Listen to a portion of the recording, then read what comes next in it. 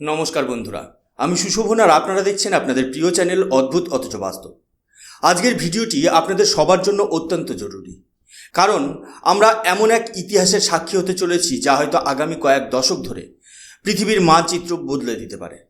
বন্ধুরা, ভাবুন তো, যে ইরান বিপ্লবের অর্থাৎ ইসলামিক রিভলিউশন 1979-এর মূল ভিত্তি ছিল রাজতন্ত্র বা উত্তরাধিকার সূত্রে ক্ষমতা দখলের বিরোধিতা করা, সেই ইরানেই আজ প্রথমবার পিতার গদি দখল করল পুত্র। 8ই মার্চ 2026 রাতে গোটা দুনিয়া যখন ঘুমানোর প্রস্তুতি নিচ্ছে, ঠিক তখনই তেহরান থেকে একটি খবর এলো যা হোয়াইট হাউস থেকে তেল আবিব সবার রাতের ঘুম কেড়ে নিয়েছে। ইরানের অ্যাসেম্বলি অফ এক্সপার্টস ঘোষণা করেছে যে আয়াতুল্লাহ আলী খামেনেইর মৃত্যুর পর তার 56 বছর বয়সী ছেলে মুজতাবা খামেনেই হচ্ছেন ইরানের পরবর্তী সুপ্রিম লিডার।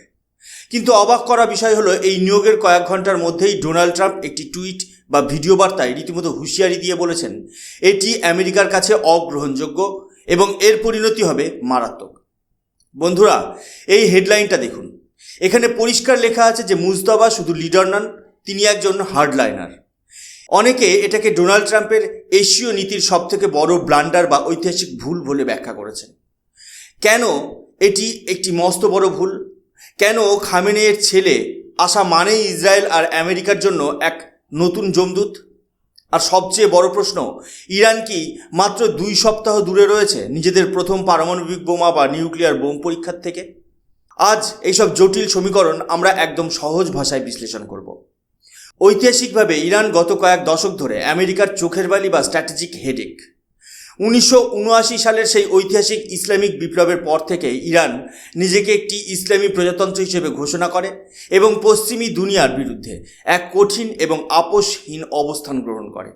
কিন্তু দীর্ঘ সময় ধরে ইরানের ক্ষমতার অলিন্দে থাকা supreme leader Ayatollah Ali Khamenei যখন বার্ধক্যজনিত কারণে শারীরিকভাবে কিছুটা দুর্বল হয়ে পড়েছেন, তখন থেকেই আন্তর্জাতিক মহলে একটি জল্পনা তুঙ্গে, কে হবেন খামেনেইর পরবর্তী উত্তরসূরি।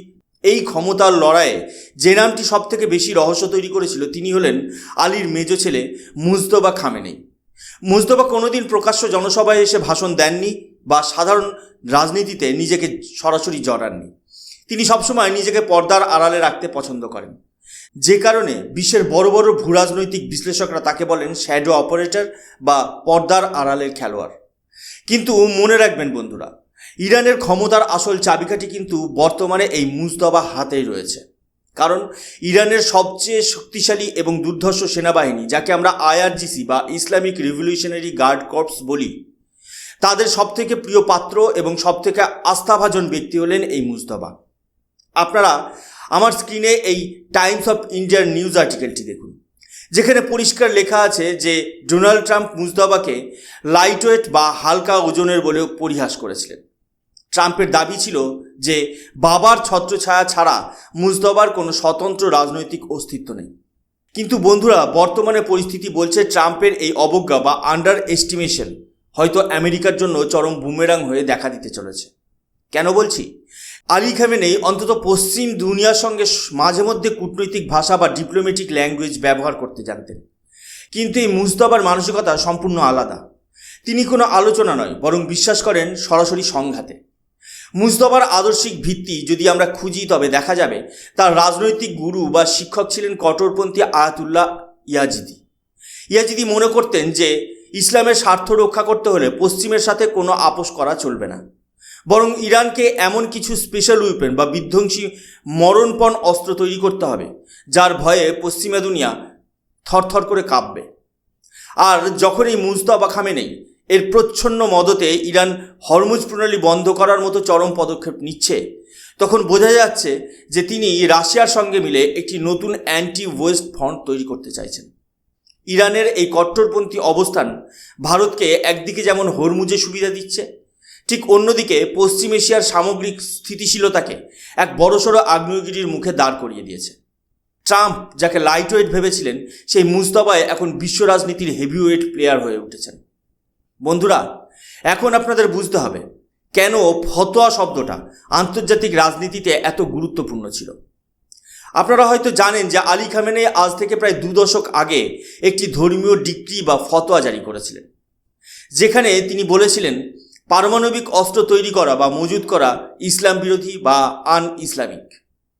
আমেরিকা এবং ওবামা প্রশাসন মূলত এই নৈতিক অবস্থানের উপর ভিত্তি করেই 2015 সালের সেই ঐতিহাসিক নিউক্লিয়ার ডিল বা জেসিপিওএ সই করেছিলেন। কিন্তু ডোনাল্ড ট্রাম্প যখন 2018 সালে সেই ডিল থেকে বেরিয়ে এলেন এবং তার পরের বছরগুলোতে একের পর এক হামলা হলো, তখন থেকেই ইরানের ভেতর সুর বদলাতে শুরু করে। এখন মুজতবা খামেনেই আসার পর সেই সুর আরও তীক্ষ্ণ হয়েছে। শিয়া আইনের একটি বিশেষ দিক হলো ইস্তিহাদ, যার অর্থ হলো পরিবর্তিত পরিস্থিতিতে বা অস্তিত্ব রক্ষার সংকটে পুরনো ধর্মীয় ব্যাখ্যা বদলে ফেলা। মুজতবা মনে করেন যদি ইরানকে মানচিত্র থেকে মুছে যাওয়ার হাত থেকে বাঁচাতে হয়, তবে পরমাণু বোমা বা নিউক্লিয়ার ডিটারেন্স ছাড়া আর কোনো পথ নেই। তার কাছে দেশ রক্ষা এখন ফতোয়ার চেয়ে বড়। এখন প্রশ্ন হচ্ছে, ইরান পারমাণবিক সক্ষমতার ঠিক কতটা কাছে? এই বিষয়টি বোঝার জন্য আমাদের কিছুটা কারিগরি তথ্যের গভীরে যেতে হবে, যা শুনলে আপনাদের গায়ের লোম খাড়া হয়ে যাবে। এই রিপোর্টটি ভালো করে লক্ষ্য করুন, যদিও আমি এর নিউজ লিঙ্ক আমার ডেসক্রিপশন বক্সে দিয়ে দেবো। এখানে বলা আছে যে ইরান ইতিমধ্যেই 450 কেজি ইউরেনিয়াম হেক্সাক্লোরাইড বা UF6 মজুত করেছে, যা 60% পর্যন্ত সমৃদ্ধ বা এনরিচড। সাধারণ মানুষের কাছে 60% সংখ্যাটা ছোট মনে হতে পারে, কিন্তু নিউক্লিয়ার ফিজিক্সের ভাষায় এটি একটি দানবীয় লাভ। প্রাকৃতিক ইউরেনিয়ামকে 7% থেকে মাত্র 20% সমৃদ্ধ করতেই সবথেকে বেশি পরিশ্রমের এবং সময় লাগে। একবার যদি আপনি 20% এনরিচমেন্টের বাধা পেরিয়ে যান, তার মানে আপনি পারমাণবিক বোমার জন্য প্রয়োজনীয় মোট কাজের প্রায় 90% শেষ করে ফেলেছেন। আর এখন যখন ইরান 60% সমৃদ্ধ ইউরেনিয়ামের পাহাড় নিয়ে বসে আছে, তার মানে তাদের লক্ষ্যমাত্রা 95%-এর দোরগোড়ায় দাঁড়িয়ে। সেখান থেকে 90% বা উইপেন গ্রেড ইউরেনিয়াম তৈরি করতে মাত্র কয়েকটা সাইকেল আর হাতে গোনা 10 থেকে 15 দিন সময় লাগে। একেই বিজ্ঞানীরা বলে ব্রেকআউট টাইম। অর্থাৎ মুজতবা খামেনেই যদি আজ সকালে সবুজ সংকেত দেন, তবে আগামী 2 সপ্তাহের মধ্যে ইরান পৃথিবীর সামনে একটি পারমাণবিক শক্তিধর দেশ বা নিউক্লিয়ার স্টেট হিসেবে আত্মপ্রকাশ করতে পারে। আগে খালি খামেনেই এই সমৃদ্ধকরণকে একটি নির্দিষ্ট সীমার মধ্যে আটকে রেখেছিলেন, যাতে আলোচনার পথ খোলা থাকে। কিন্তু মুজতবা, যিনি IRGCর কট্টর সমর্থিত নেতা, তিনি বিশ্বাস করেন আলোচনা নয়, বরং শক্তিই একমাত্র ভাষা যা পশ্চিমারা বোঝে। আর এটাই ডোনাল্ড ট্রাম্পের জন্য সবথেকে বড় দুঃস্বপ্ন। ট্রাম্প চেয়েছিলেন ইরানকে দুর্বল করতে, কিন্তু তার নেওয়া আক্রমণাত্মক পদক্ষেপগুলো ইরানকে এমন এক জায়গায় ঠেলে দিয়েছে যেখান থেকে তারা এখন পয়েন্ট অফ নো রিটার্নে দাঁড়িয়ে। অর্থাৎ ট্রাম্পের তথাকথিত ম্যাক্সিমাম প্রেশার নীতি ইরানকে ধ্বংস করার বদলে তাদের হাতে পরমাণু বোমার চাবিকাঠি তুলে দিয়েছে। বন্ধুরা, ডোনাল্ড ট্রাম্পের দ্বিতীয় মেয়াদের মূল লক্ষ্যই ছিল ইরানের সেই পুরনো শাসন ব্যবস্থা বা রেজিম চেঞ্জ। হোয়াইট হাউসের অন্দরে ট্রাম্পের উপদেষ্টারা হয়তো তাকে বুঝিয়েছিলেন যে ইরানের ওপর যদি প্রচণ্ড অর্থনৈতিক চাপ বা ইকোনমিক স্যাংশন দেওয়া যায় এবং একের পর এক আকাশপথে হামলা বা এয়ার স্ট্রাইক চালিয়ে তাদের টপ লিডারশিপকে দুর্বল করে দেওয়া যায়, তবে সাধারণ মানুষ রাস্তায় নেমে আসবে। তারা ভেবেছিল খাদ্যাভাব আর মুদ্রাস্ফীতির চোটে ইরানি জনতা নিজেরাই এই ইসলামিক শাসনকে উপড়ে ফেলবে এবং আমেরিকার কথা মতো কোনো এক পুতুল সরকার ক্ষমতায় আসবে। কিন্তু ইতিহাসের পাতায় চোখ রাখলে দেখা যায় ইরানের মতো জাতীয়তাবাদী দেশে বাইরের দেশের আক্রমণ সবসময় উল্টো ফল দেয়। ঠিক সেটাই ঘটল। আমেরিকা ও ইসরায়েলের এই যৌথ অভিযান বা জয়েন্ট অপারেশনে যখন আলী খামেনেই এবং মুজতবার পরিবারের ঘনিষ্ঠরা প্রাণ হারালেন, তখন ইরানের ভেতরে জন্ম নিল এক ভয়ঙ্কর প্রতিশোধের আগুন। মুজতবা খামেনেইর কাছে এটি এখন আর শুধু রাজনৈতিক ক্ষমতা নয়, এটি হয়ে দাঁড়িয়েছে এক চরম ব্যক্তিগত প্রতিশোধ। এই প্রতিবেদনটি ভালো করে খেয়াল করুন। এখানে স্পষ্ট সতর্কবাণী দেওয়া হয়েছে যে ট্রাম্পের এই কট্টর নীতি ইরানকে আলোচনার টেবিল থেকে চিরতরে দূরে সরিয়ে দিয়েছে। ট্রাম্প প্রকাশ্যেই হুমকি দিয়েছিলেন যে তার অনুমোদন বা অ্যাপ্রুভাল ছাড়া ইরানের কোনো নতুন লিডার ক্ষমতায় টিকে থাকতে পারবে না। কিন্তু মুজতবা খামেনেই কী করলেন? তিনি ক্ষমতায় বসার 24 ঘন্টার মধ্যেই ট্রাম্পের সেই দম্ভকে ধুলোয় মিশিয়ে দিলেন। মুজতবা আসার পরদিনই ইসরায়েলের দিকে এক ঝাঁক নতুন প্রযুক্তির হাইপারসোনিক মিসাইল ছুড়ে দিয়ে সারা দুনিয়াকে বুঝিয়ে দিলেন যে তিনি আর তার বাবার মতো শুধু কূটনৈতিক পথে হাঁটবেন না।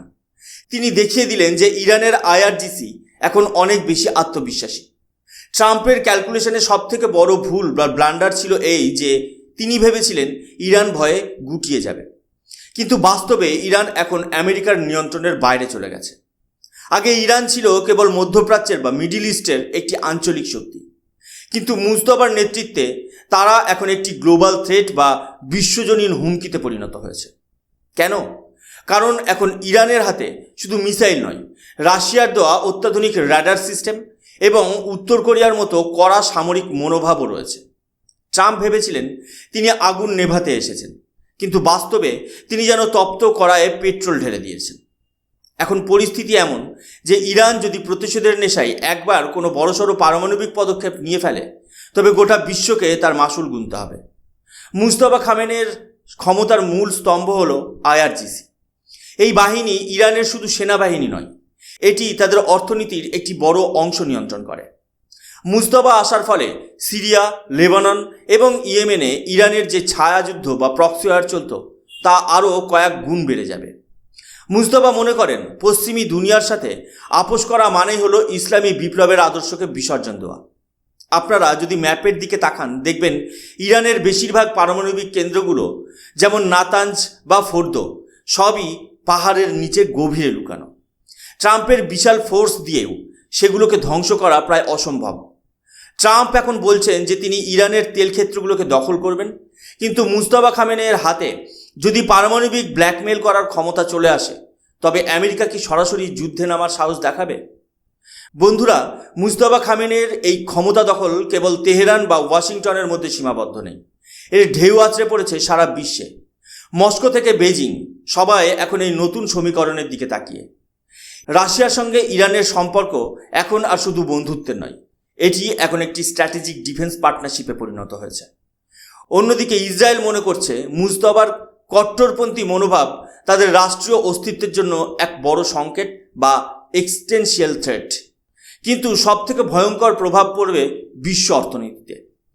আপনারা কি জানেন পৃথিবীর মোট খনিজ তেলের প্রায় 20% পরিবাহিত হয় একটি সরু জলপথ দিয়ে, যার নাম স্ট্রেট অফ হরমুজ বা হরমুজ প্রণালী।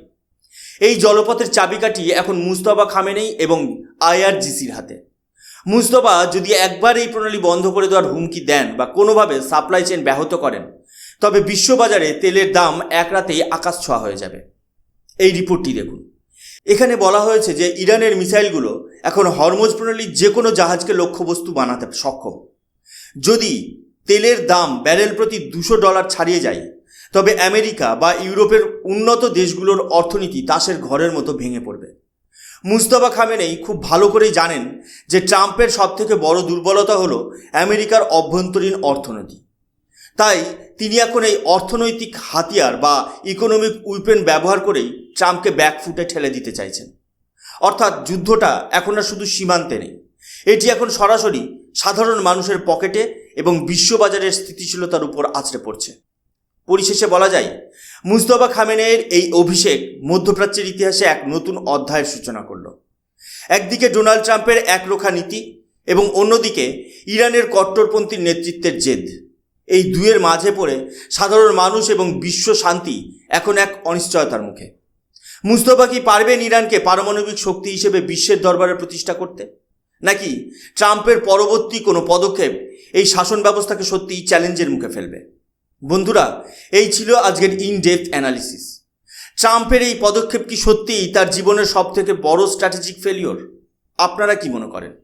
ইরান কি সত্যি আগামী 2 সপ্তাহের মধ্যে পরমাণু পরীক্ষা করতে চলেছে? আপনাদের মতামত অবশ্যই কমেন্ট বক্সে জানাবেন। আজকের প্রতিবেদনটি ভালো লাগলে লাইক করুন এবং বন্ধুদের সঙ্গে শেয়ার করুন। আর এই ধরনের আরও ভূরাজনৈতিক বিশ্লেষণ বা জিওপলিটিক্যাল অ্যানালিসিস পাওয়ার জন্য আমাদের চ্যানেল অদ্ভুত অথচ বাস্তবকে সাবস্ক্রাইব করুন। দেখা হচ্ছে পরের ভিডিওতে। আমি সুশোভন আজকের মতো এখানেই বিদায় নিচ্ছি। জয় হিন্দ, বন্দে মাতরম, ভারত মাতা কি জয়।